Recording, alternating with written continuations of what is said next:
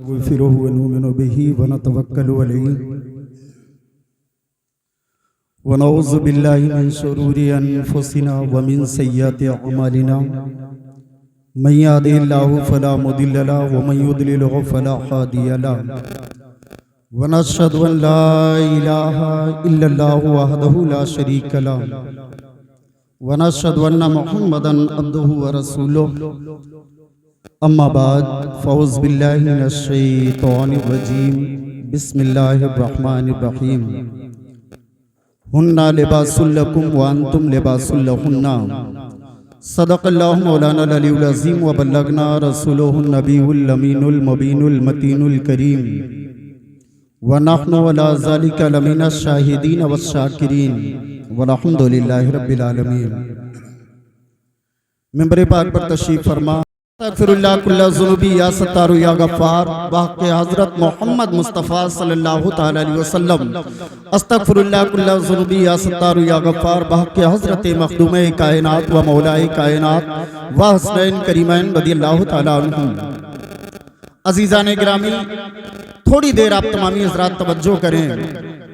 एक मतला पढ़ता हूँ। अच्छा कहूँ कि अफ़ज़लो वाला कहूँ तुझे, बेहतर कहूँ कि बरतरो बाला कहूँ तुझे, आका कहूँ कि क़िबला-ओ काबा कहूँ तुझे, सरवर कहूँ कि मालिको मौला कहूँ तुझे, बागे खलील का गुले ज़ेबा कहूँ तुझे, ठहराए नूर जब तुझे कुरान की आयतें, फिर क्यों ना फर्शो अर्श तुझसे जगमगा उठे, तेरी ज़िया से दहर की तारीकियाँ मिटे, अल्लाह रे तेरे जिस्मे मुनव्वर की ताबिशें, ऐ जाने जा मैं जाने तजल्ला कहूँ तुझे, सरवर कहूँ कि मालिको बागे खलील का गुले ज़ेबा कहूँ तुझे, सरवर कहूँ कि मालिको मौला कहूँ तुझे, बागे खलील का गुले ज़ेबा कहूँ तुझे। हज़रात, खलीफा हुज़ूर ताजुश शरिया, और क्या चाहिए, गोद में है शहा और क्या चाहिए, बख्श दी सारी उम्मत कहेगा खुदा, बख्श दी सारी उम्मत कहेगा खुदा, ऐ मेरे मुस्तफ़ा और क्या चाहिए, बख्श दी सारी उम्मत कहेगा खुदा, ऐ मेरे मुस्तफ़ा और क्या चाहिए। जिसने जो कुछ भी मांगा नबी से मेरे, जिसने जो कुछ भी मांगा नबी से मेरे, दे दिया और कहा और क्या चाहिए। जिसने जो कुछ भी मांगा नबी से मेरे, दे दिया और कहा और क्या चाहिए। और तारीख के आईने में एक शेर मुलाहिज़ा करें। दे दिया और कहा और क्या चाहिए। डूबा सूरज तुम्हारे लिए आ गया, डूबा सूरज तुम्हारे लिए आ गया, बोलो शेरे खुदा और क्या चाहिए। डूबा सूरज तुम्हारे लिए आ गया, बोलो शेरे खुदा और क्या चाहिए। और करबो बला के ताल्लुक से एक शेर आपको दे रहा हूं, मुलाहिज़ा करें। बोलो शेरे खुदा और क्या चाहिए। आ गया रन में मौला अली का पिसर, आ गया रन में मौला अली का पिसर, अब बता करबला और क्या चाहिए, अब बता करबला और क्या चाहिए। और करके बाराती जिंदा कहे गो से पाक, मेरी माँ अब बता और क्या चाहिए। करके बाराती जिंदा कहे गो से पाक, मेरी माँ अब बता और क्या चाहिए। दुआओं का तालिब हूँ। ये शेर मुलाहिज़ा करें जिसे पढ़ने के लिए मैंने इतने अशार पढ़े। अब तुझे आमिना और क्या चाहिए, गोद में है शहा और क्या चाहिए। आ गया रन में मौला अली का पिसर, अब बता करबला और क्या चाहिए। अहले सुन्नत को दे करके अख्तर रजा, अहले सुन्नत को, अहले सुन्नत हज़रात, ये अख्तर रजा नाम बरेली के एक आलिम का नहीं है, अहले सुन्नत की जागीर का नाम ताजुश शरिया है, अहले सुन्नत वल जमात की प्रॉपर्टी का नाम ताजुश शरिया है, अहले सुन्नत वल जमात के ईमानो अकीदे के मुहाफिज का नाम ताजुश शरिया है। सरकारे आला हजरत ने क्या फरमाया वो मुलाहिज़ा करें। अहले सुन्नत को दे करके अख्तर रजा, बोले अहमद रजा और क्या चाहिए। अहले सुन्नत को दे करके अख्तर रजा, बोले अहमद रजा और क्या चाहिए।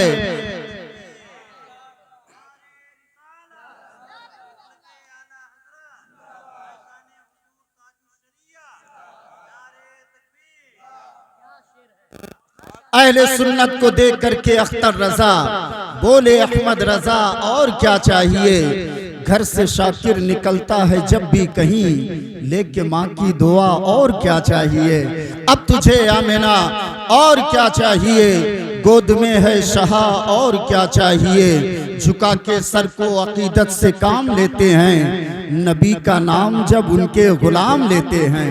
झुका के सर को अकीदत से काम लेते हैं, नबी का नाम जब उनके गुलाम लेते हैं। नसीब वालों को मिलती है इश्क की दौलत, नसीब वाले मोहम्मद का नाम लेते हैं। नसीब वालों को मिलती है इश्क की दौलत, नसीब वाले मोहम्मद का नाम लेते हैं।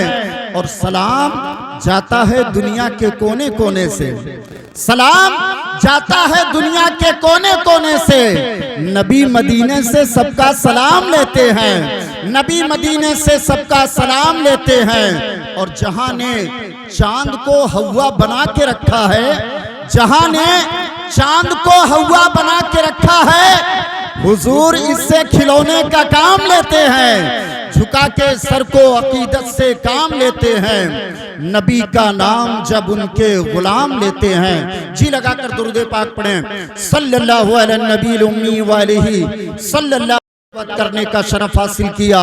अल्लाह अज़्ज़ा व जल अपने मुक़द्दस कलाम कुरान मजीद में इरशाद फरमाता है, हुन्ना लिबासुल लकुम व अंतुम लिबासुल लहुन्ना। मर्द औरत के लिए लिबास है और औरत मर्द के लिए लिबास है। आज की ये तकरीब मुहब्बे ग्रामी मोहतरम जनाब खुर्शीद अहमद साहब ने अपनी साहबजादी के शादी निकाह के मौके पर इस तकरीब का इनेकाद किया। रब्बे कायनात की बारगाह में दुआ है खल्ला के कायनात उनकी जानिब से इस महफिल पाक को अपनी बारगाह में कबूल व मकबूल अता फरमाए। कुरान मुक़द्दस में परवरदिगार आलम इरशाद फरमाता है, हुन्ना लिबासुल लकुम व अंतुम लिबासुल लहुन्ना। मर्द औरत के लिए लिबास है, औरत मर्द के लिए लिबास है। अब जरा गौर करें, जो लोग कुरान मुक़द्दस को पढ़ना जानते हैं, जो लोग इतना इल्म रखते हैं कि वो कुरान की तिलावत करते हैं, उनके नजरों से ये आयत जरूर गुजरी होगी। लेकिन मैं पूछना चाहता हूँ कि क्या हमने कभी गौर किया, क्या हमने कभी इसके मानी और मतालिब को समझने की कोशिश किया। परवरदिगार ने हमें क्या पैगाम दिया है। आज हम कुरान मुक़द्दस को किस नजरिए के साथ पढ़ते हैं, आज हम कुरान मुक़द्दस को किस शान के साथ पढ़ते हैं। हमारे मुआशरे का एक बहुत बड़ा अलमिया ये है कि आज हम कुरान को सिर्फ तिलावत की किताब समझते हैं, कुरान मुक़द्दस को सिर्फ इसाले सवाब के लिए पढ़ी जाने वाली किताब तस्वूर करते हैं। कुरान मुक़द्दस को कहीं तीजा में पढ़ा जाता है, कहीं 40वां में पढ़ा जाता है। अफसोस तो ये होता है आज की नई जनरेशन का नौजवान कुरान खानी में जब जाता है, एक सिपारा लेता है और 2-2 घंटे बैठ करके तिलावत करता है। हैरत होती है हमारा मुआशरा जा कहाँ रहा है। अफसोस का मकाम यह है, हम कुरान को कैसे समझेंगे, कुरान के नासिल होने का मकसद क्या है, हमने उसे फरामोश कर दिया। कुरान किस लिए नासिल हुआ हमें पता ही नहीं। हमारा बचपना जवानी में गुजरता है, जवानी एक दिन बुढ़ापे में तब्दील होती है और बुढ़ापा एक दिन 4 कंधों पर सवार होकर कब्र की गोद में चला जाता है। सारी जिंदगी हम क़यामो कूद करते रहे, रुकू और सुजूद करते रहे, हम नमाज का एहतमाम करते रहे, लेकिन हर रकत में पढ़ी जाने वाली सूरह फातिहा, आज तक हम सूरह फातिहा का मतलब न समझ पाए। आज तक हमें सूरह फातिहा का मतलब समझ में ना आया। हमें जो हर रकत में पढ़ी जाने वाली सूरत सूरह फातिहा का मतलब हम ना समझ पाए तो हम इस्लाम को क्या समझ पाएंगे, हम कुरान को क्या समझ पाएंगे। लम्हे फिक्रिया है। आज हमारा मुआशरा किस तहाने पर खड़ा है। आज हमारी इसी रवैये को देखकर न कि दुनिया सिर्फ हमारा मजाक उड़ाती है बल्कि इस्लाम का मजाक उड़ाया जाता है। लापरवाही कहाँ है, लापरवाही हमारे अंदर। हम कहते हैं वालिदैन ने तालीम नहीं दिया, हमें कुरान पढ़ना सिखाया नहीं। यकीन जानिए वालिदैन तब तक जिम्मेदार थे जब तक बच्चा नाबालिग था। जैसे ही बच्चा बालिग हुआ, सिले शऊर को पहुंचा, बच्चा हाई स्कूल कंप्लीट करता है, 12वीं पास करता है, ग्रेजुएशन को मुकम्मल करने के बाद अब वो खुद फैसला करता है, खुद ये डिसीजन करता है अब मुझे करना क्या है, किस मैदान में आगे बढ़ना है, किस तरीके की पढ़ाई जारी रखना है। मुझे डॉक्टर बनना है, उस लेवल की पढ़ाई करेगा। इंजीनियर बनना है, उस लेवल की पढ़ाई करेगा। प्रोफेसर बनना है, उस लेवल की पढ़ाई करेगा। कारोबार करना है, तिजारत करना है, नौकरी करना है, बिजनेस करना है, क्या करना है, इसका फैसला वो खुद करता है। अब अपनी जिंदगी का फैसला तो वो खुद करता है। तो तालीम हासिल नहीं किया, इसके लिए सिर्फ वालिदैन को जिम्मेदार क्यों ठहराता है? ये क्या करके कोई बरी जिम्मा नहीं होगा। रब्बे कायनात की बारगाह में जिंदगी के एक एक लम्हे का हिसाब देना होगा। आज शादियों में बड़े फख्र के साथ शिरकत करते हैं, फला साहब क्या शादी, हमारी दावत है। और हम लोग तो ये भी कहते हैं कि दावत तो हुजूर की सुन्नत है कबूल करना, हम दावत में जा रहे हैं। लेकिन जरा आप बताएं, कहीं आप जाएं और अगर वहां दीनी एतबार से इंतजाम ना हो तो क्या आपका ज़मीर झिझोड़ता नहीं? क्या आप कभी ऐसी महफिलों से वापस आए हैं? आज बफर सिस्टम है, लोग कॉफी के प्यालों को हाथ में लेकर खड़े होकर पीते हैं, कोल्ड ड्रिंक की बोतल हाथ में होती है, लोग खड़े होकर के पीते हैं। हद तो यह है कहीं कहीं खाने का इंतजाम भी खड़े के होकर होता है और लोग बड़े फख्र के साथ खाना तनाउल करते हैं। और उसके बावजूद भी हम कहते हैं कि सरकारे आला हजरत के मानने वाले हैं, हुजूर ताजुश शरिया से मोहब्बत करने वाले हैं। मुसलमानों बताओ क्या हमारा ये दावा दुरुस्त है? आज शादियों की तारीख का इंतखाब होता है, लड़की के घर वाले इंतजाम में लग गए, लड़के के घर वाले इंतजाम में लग जाते हैं। जो चीज समझ में आती है अपने एतबार से करते हैं और जो बातें समझ में नहीं आती अपने बड़े बुजुर्गों से मशवरा करते हैं। 1000 आदमी का इंतजाम, हमें गोश्त कितना रखना होगा, हमें चावल कितना बनाना होगा, बावर्ची कौन सा बेहतर है, सारे इंतजामात के लिए हम अपने बड़े बुजुर्गों से मशवरा करते हैं। लेकिन तकरीबन 20 साल हो गए, तकरीबन 20 साल हो गए मुझे एक मदरसे में पढ़ाते हुए। आज तक मुझसे किसी नौजवान ने ये नहीं कहा हजरत मुझे निकाह पढ़ने का तरीका बता दीजिए, महर क्या है ये समझा दीजिए। आज दूल्हा बन करके जाता है नौजवान, उसे यही नहीं पता कि हमसे अहदो पैमान क्या लिया जा रहा है, काजी साहब हमसे कहलवा क्या रहे हैं, हमसे किन बातों पर एग्रीमेंट किया करवाया जा रहा है। जो काजी साहब ने पढ़ाया वो पढ़ लिया, दस्तखत करवाया कर दिया, निकाह हो गया। लेकिन हमने यही नहीं समझा कि हमारी जिम्मेदारी क्या है, हमने यही नहीं समझा कि बीवी के हुकूक क्या है, हमने यही नहीं समझा कि आज हमने जिस जिंदगी का आगाज किया इसकी जिम्मेदारी कितनी है। अफसोस का मकाम है कि आज हमारे नौजवानों को निकाह पढ़ने का तरीका नहीं मालूम। निकाह पढ़ाने के लिए हम लोग जाते हैं, कभी जिंदगी में कलमा पढ़ा हो तो जबान टूटे, कलमा पढ़ाते हैं शर्म हम लोगों को, नौजवान कलमा नहीं पढ़ पाता और मजमे में शर्मसार होता है। मुसलमानों इस वादी से निकलो और अपने बच्चों को जेवरे इल्म से आरास्ता, तालीम दो उन्हें, जरूरी है उन्हें इल्म से आरास्ता करना। दीन की तालीम उन्हें दीजिए, दुनियावी तालीम से आरास्ता कीजिए। इस्लाम मना नहीं करता आप अपने बच्चों को दुनियावी तालीम मत दीजिए।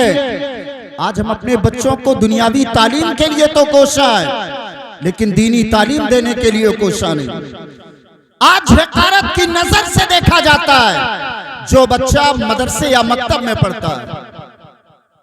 आज हम अपने बच्चों को कॉन्वेंट में पढ़ाने पर फख्र करते हैं, इंग्लिश मीडियम में पढ़ाने पर फख्र करते हैं। आप अपने बच्चों को पढ़ाइए कॉन्वेंट में, आप अपने बच्चों को पढ़ाइए इंग्लिश मीडियम में, दुनिया की आला तालीम दीजिए, अपने बच्चों को डॉक्टर बनाइए, इंजीनियर बनाइए, प्रोफेसर बनाइए, अपने वक्त के आला मनसब पर उसे फाइज कीजिए, लेकिन उसी बच्चे को दीन की इतनी तालीम दीजिए कि अगर बाप का इंतकाल हो जाए, बेटा प्रोफेसर है तो क्या हुआ, लेकिन मुसल्ला इमामत पर खड़ा हो जाए, भाई का इंतकाल हो जाए, भाई डॉक्टर है तो क्या हुआ, लेकिन भाई के जनाजे के लिए भाई मुसल्ला इमामत पर खड़ा हो।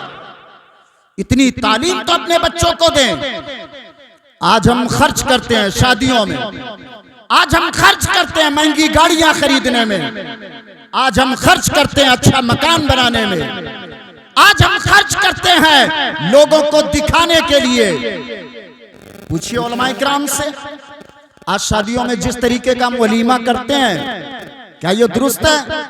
अल्लाह के रसूल सल्लल्लाहु ताला अलैहि वसल्लम इरशाद फरमाते हैं, वलीमा इतना करो जितनी इस्तेताअत हो, कर्ज ना लेना पड़े, बागात को फरोख्त ना करना पड़े, प्रॉपर्टी को नीलाम ना करना पड़े। लेकिन आज तो हम बैंकों से फाइनेंस करवा करके वलीमा करते हैं, सूद पर कर्ज लेकर के हम वलीमा करते हैं। अगर नहीं करेंगे तो समाज में इज्जत घट जाएगी। मुसलमानों, फजूल खर्ची से बचो और अपने बच्चों की तालीम पर पैसे खर्च करो, अपने बच्चों के इल्म पर पैसे खर्च करो। अल्लाह के रसूल सल्लल्लाहु अलैहि वसल्लम की बारगाह में एक सहाबी है, अर्ज करते हैं, या रसूलल्लाह सल्लल्लाहु अलैहि वसल्लम, आका मुझे ये बताएं कि बीवी के हुकूक क्या हैं, मुझे ये बताएं कि बीवी के हुकूक क्या हैं। सारे जहान के आका मोहसिने कायनात सल्लल्लाहु अलैहि वसल्लम इरशाद फरमाते हैं, मेरे सहाबी बात क्या अर्ज करते, या रसूल अल्लाह पहले हक जान लूं, अगर निभा सकूं तो निकाह करूं वरना ना करूं। तो आका करीम सल्लल्लाहु अलैहि वसल्लम इरशाद फरमाते हैं, सुनो, बीवी का पहला हक ये है कि जैसा खुद खाओ वैसा अपनी बीवी के लिए पसंद करो, जैसा खुद खाओ वैसा अपनी बीवी के लिए पसंद करो, जैसा खुद पहनो वैसा अपनी बीवी के लिए पसंद करो। आका करीम सल्लल्लाहु अलैहि वसल्लम आगे इरशाद फरमाते हैं, और उसके रुखसारों पर तमाचे मत मारो। सरकारे कायनात सल्लल्लाहु अलैहि वसल्लम ने मारने से मना फरमाया। अगर आज हमारे मुआशरे का जवान इसे जानता और नबी के इस फरमान पर अमल करता, तो क्या किसी घर में मियाँ और बीवी में झगड़ा होता हुआ नजर आता? क्या घर में खलफशार होता हुआ नजर आता? लेकिन हमने बीवी के हक क्या है, हुकूक क्या है, हमने ये जानने की कोशिश ही नहीं किया। हम ये समझते ही नहीं कि बीवी का हक क्या है। सहाबाए किराम ने जब इतना सुना तो खड़े हो गए, या रसूलुल्लाह सल्लल्लाहु अलैहि वसल्लम, अगर बीवी बदज़बान हो, बेअदब हो, तब क्या किया जाए? तो सरकारे कायनात सल्लल्लाहु अलैहि वसल्लम इरशाद फरमाते, अपने एतबार से उसे समझाओ, अगर ना समझे तो सब्र करो, ज्यादा समझाने की कोशिश करोगे तो टेढ़ी पसली से पैदा की गई है, टूट जाएगी, टूट जाएगी। आका करीम सल्लल्लाहु अलैहि वसल्लम ने इरशाद फरमाया, उसकी ज्यादती पर सब्र करो, अल्लाह अज़्ज़ा वजल इसका सिला तुम्हें अता फरमाएगा। अब बात आ गई, मैं अर्ज कर दूं, एक बड़े वली गुजरे हैं जिनका नाम हजरत अबुल हसन खिरकानी रहमतुल्लाह अलैह, आपने बारहा ये नाम सुना है। मैं बताना चाहता हूँ, हजरत अबुल हसन खिरकानी रहमतुल्लाह अलैह बड़े पाए के बुजुर्ग गुजरे, बड़े मुरीदान है आपके, बड़ा शोहरा आपकी विलायत का। लोग आपकी बारगाह में आते, बीमार हैं तो दुआ करवाने के लिए आते, कारोबार बंद है तो दुआ करवाने के लिए आते, लावालद है तो औलाद के लिए दुआ करवाने के लिए आते। सुबह से शाम तक दरवाजे पर मजमा लगा रहता है। एक दिन सुबह का वक्त एक शख्स का गुजर हुआ खिरकान से, तो याद आया कि ये तो खिरकान है, मेरे पीर साहब का यही घर है, आओ मुलाकात कर लेते हैं, तब चलते हैं। हजरत अबुल हसन खिरकानी रहमतुल्लाह अलैह के दरवाजे पर पहुंचा, सुबह का वक्त है, दरवाजा बंद था, दरवाजे पर दस्तक दिया, अंदर से पीरानी अम्मा ने आवाज देकर के पूछा, कौन? मैं हजरत का मुरीद, बड़ी दूर से आया हूं हजरत से मुलाकात करने के लिए। अरे सुबह हो गई, आ गया। सुबह हुई कि लोगों का मजमा लगना शुरू हो जाता है। जा जाकर के ढूंढ, घर में नहीं है। जा जाकर के जंगल में देख, कहीं हू करता हुआ बैठा होगा। अल्लाह अकबर, इतना जुमला सुना। पीरानी अम्मा पीर साहब के लिए कह रही हैं, जिनका इतना बड़ा चर्चा और शोहरा है, उसके घर का ये आलम, उसके घर का ये हाल। सोचा मुलाकात करने के लिए अब जंगल की तरफ जाएं या वापस चले जाएं। दिल में ख्याल आया, उनके घर के मामलात हैं, कुछ भी हों, लेकिन मेरे पीर हैं, मैं तो मुलाकात करूंगा। आओ जंगल की तरफ चलते हैं। जंगल की तरफ चला। अभी थोड़ी दूर आबादी से बाहर गया, देखता क्या है कि हजरत जंगल की तरफ से आ रहे हैं। और आने का अंदाज क्या है, शेर की पुश्त पर बैठे हैं और घर की तरफ चले आ रहे हैं। ये कहता, मैंने ये मंजर देखा तो हैरत हुई। मेरे दिल में ख्याल पैदा हुआ, या अल्लाह, बीवी की जबान पर लगाम लगती नहीं और शेर को कंट्रोल में करके आ रहे हैं, शेर को काबू में करके आ रहे हैं। ये मेरे दिल में ख्याल पैदा हुआ। इतने में हजरत मेरे करीब आ गए। जैसे करीबा, मैंने सलाम किया। हजरत शेर के ऊपर से नीचे उतरे। मैंने बढ़कर के दस्तबोसी की, हजरत के हाथों को चूमा। अब मैं देखता क्या हूं कि वो शेर खड़ा है। हजरत मुझसे मव्वे कलाम है, वो शेर खड़ा है। हजरत ने उसकी तरफ फिर तवज्जो की और इरशाद फरमाया, जब वापस चला जा, मैं घर चला जाऊंगा। जब वापस चला जा, अब मैं घर चला जाऊंगा। तो शेर वापस फिर जंगल की तरफ चला गया। इतनी फर्मा बरदारी जंगल के जानवर के अंदर। अभी मैंने हजरत से सलाम किया था, आगे कोई बात मैंने नहीं की। हजरत ने मेरी तरफ देखा और मुस्कुरा करके कहा, सारी आदतें उसकी अच्छी हैं, सिर्फ जबान की खराब है। अल्लाह अकबर, विलायत का मनसब देखिए। सारी आदतें उसकी हैं अच्छी, सिर्फ जबान की खराब है। मैं जानता हूं अगर निकाह से निकाल दिया तो जिंदगी गुजारना दुश्वार हो जाएगी। उसकी इज्जा पर सब्र करता हूं और उस सब्र का ये नतीजा है कि उस बदजबान की बदजबानी पर सब्र करता हूं।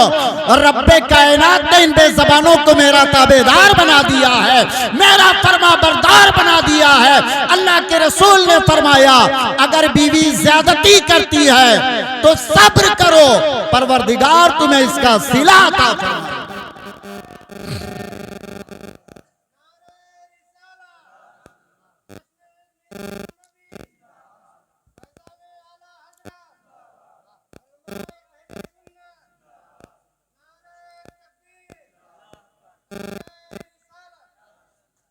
बड़ी तेजी के साथ मैं अपनी गुफ्तगू को इख्तिताम की तरफ ले चलता हूं। एक आखिरी बात सुने। अल्लाह के रसूल सल्लल्लाहु अलैहि वसल्लम ने खातून जन्नत हजरत फातिमा ज़हरा का निकाह किसके साथ किया मालूम है? तो आपका जवाब होगा मौलाए कायनात के साथ, हजरत अली शेर खुदा के साथ। अब एक जुमला देना चाहता हूं, नोट करें। अल्लाह के रसूल की बारगाह में हजरत अली ने जब पैगामे निकाह दिया तो आका करीम सल्लल्लाहु अलैहि वसल्लम इरशाद फरमाते हैं, ऐ अली तुम्हारे पास क्या है? तो हजरत अली ने कहा, या रसूलल्लाह कुछ नहीं। यहां तक कि अली के पास रहने के लिए बज़ाहिर अपना मकान भी नहीं, नबी के घर में रहते हैं। आका करीम सल्लल्लाहु अलैहि वसल्लम ने अली के साथ फातिमा का निकाह कर दिया। अब मसला यह खड़ा हुआ कि अली फातिमा को लेकर के जाएंगे कहां? आज हम अपनी बेटियों का कहीं रिश्ता देखते हैं तो सबसे पहले हम देखते हैं कि लड़का करता क्या है, उसकी तालीम कहां तक है, उसका बैकग्राउंड कैसा, उसका खानदान कैसा है, कारोबार क्या है, जमीन जायदाद कितनी है, सब हम देखते हैं। और अगर नहीं देखेंगे, ऐसे हमने कर दिया तो हमारी बेटी को खिलाएगा क्या? किसी के रिस्क के हम जिम्मेदार हैं, किसी के रिस्क के हम जिम्मेदार हैं। जिस परवरदिगार ने पैदा फरमाया उसने रिस्क का वादा फरमाया। मां के शिकम में 9 माह तक बच्चा रहता है और जिंदा रहता है। मां के शिकम में रिस्क कौन देता है? तो जवाब होगा कि मेरा परवरदिगार देता है। जो मां के पेट में एक बच्चे को रिस्क दे सकता है, वो इस कायनात में अपने बंदों को रिस्क क्यों नहीं देगा? इस दुनिया में अपने बंदों को रिस्क क्यों नहीं देगा?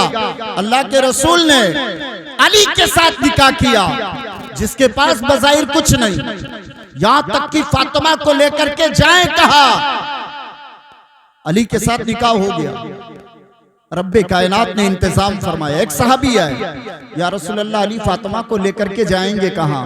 जहां रब ले जाएगा अली वहां जाएंगे। तो साहबी रसूल ने अर्ज किया, या रसूल अल्लाह अगर आप इजाजत दें तो मेरे पास 2 मकान हैं, मैं अली को एक गिफ्ट कर दूं, एक तोहफतन पेश कर दो। नबी ने इजाजत दिया, अली को वो साहबी अपना मकान दिए, फातिमा को लेकर के उस मकान में जाएं, अपने घर में जाएं।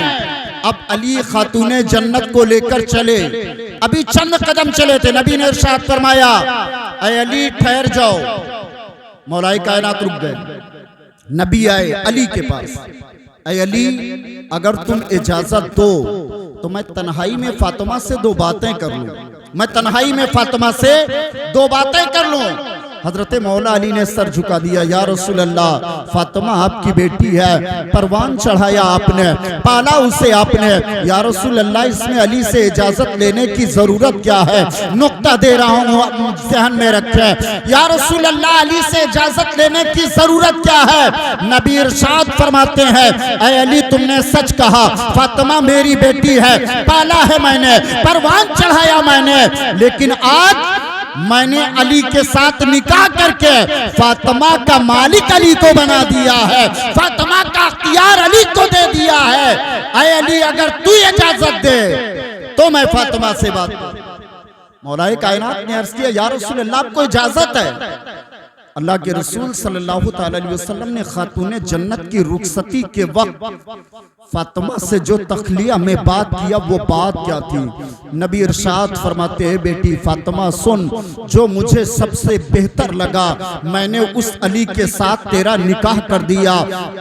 अल्लाह का रसूल आज तुझे ये पैगाम देता है कि अगर अली के घर में जाना, वहां भूखा रहना पड़े तो सब्र कर लेना, अगर फाका करना पड़े तो सब्र करना, अगर पानी ना मिले तो सब्र करना, लेकिन उफ मत करना। अली को तुझसे कोई शिकायत ना हो, अली तुझसे गमगीन और रंजूर ना होने पाए। अगर मैंने कभी ये सुना कि अली को तुझसे कोई बात तेरी खराब लगी है तो फातिमा इसका ख्याल करना। आका करीम सल्लल्लाहु अलैहि वसल्लम ने अपनी बेटी को ताकीद किया, रुखसत कर दिया। कुछ दिनों का जमाना गुजरा, एक दिन नबी को पता चला कि अली किसी बात पर नाराज हैं और वो घर से बाहर हैं। आका करीम सल्लल्लाहु अलैहि वसल्लम को जब पता चला तो नबी उठे, हुजरा फातिमा की तरफ बढ़े, मौलाए कायनात के घर की तरफ गए, दरवाजे पर दस्तक दिया। खातूने जन्नत ने पूछा कौन? अल्लाह के रसूल की आवाज को सुना, फातिमा ने दौड़ करके दरवाजा खोला। आका करीम सल्लल्लाहु अलैहि वसल्लम इरशाद फरमाते हैं, फातिमा अली कहाँ है? अली को बुलाया गया, अली भी आ गए। मौलाए कायनात एक तरफ है, खातूने जन्नत एक तरफ है। अली की तरफ देखा, फिर फातिमा की तरफ देखा। आका करीम सल्लल्लाहु अलैहि वसल्लम ने अली से कुछ नहीं पूछा, फातिमा के करीब गए और सिर्फ इतना कहा था, ऐ फातिमा तेरे बाबा ने जब तुझे रुखसत किया था तो क्या ये नहीं कहा था कि अली तुझसे कभी खफा ना होने पाए, अली को तुझसे कोई शिकायत ना पैदा हो, अली के यहाँ फाका करना पड़े तो सब्र करना, अली के यहाँ भूखा रहना पड़े तो सब्र करना। फिर अली को शिकायत कैसे पैदा हुई? अली कहते हैं, नबी फातिमा को कह रहे थे, लेकिन जुमला मेरे कल्बो जिगर पर लग रहा था। मैं आगे बढ़ा, या रसूल अल्लाह फातिमा की कोई गलती नहीं है, फातिमा की कोई गलती नहीं। अली तो यूं ही नाराज हो गया, या रसूल अल्लाह अगर कुछ कहना है तो आप अली को कहें, फातिमा को ना कहें। अल्लाह के रसूल सल्लल्लाहु अलैहि वसल्लम ने फरमाया, ऐ अली अगर मेरे इस तरीके को मेरी उम्मत ने अपना लिया तो कभी किसी मियाँ बीवी में झगड़ा ना होगा। काश की कोई बात हम दामाद से पूछने के बजाय अपनी बेटियों को ताकीद करते तो कभी खलफशार ना पैदा होता, कभी इंतशार ना पैदा होता। और आज जिस तरह से हमारे मुआशरे का माहौल खराब है, ऐसा माहौल उभर करके कभी सामने ना आता। अल्लाह के रसूल सल्लल्लाहु ताला अलैहि वसल्लम ने जो हमें पैगामात दिए हैं, जरूरत है कि हम उन पर अमल करें। लेकिन हम अमल कब करेंगे? जब हमारे अंदर इल्म होगा, हम उलमा के करीब जाएंगे, हम दीनी महफिलों में शिरकत करेंगे। जब हमें पता होगा तभी तो हम अमल करेंगे।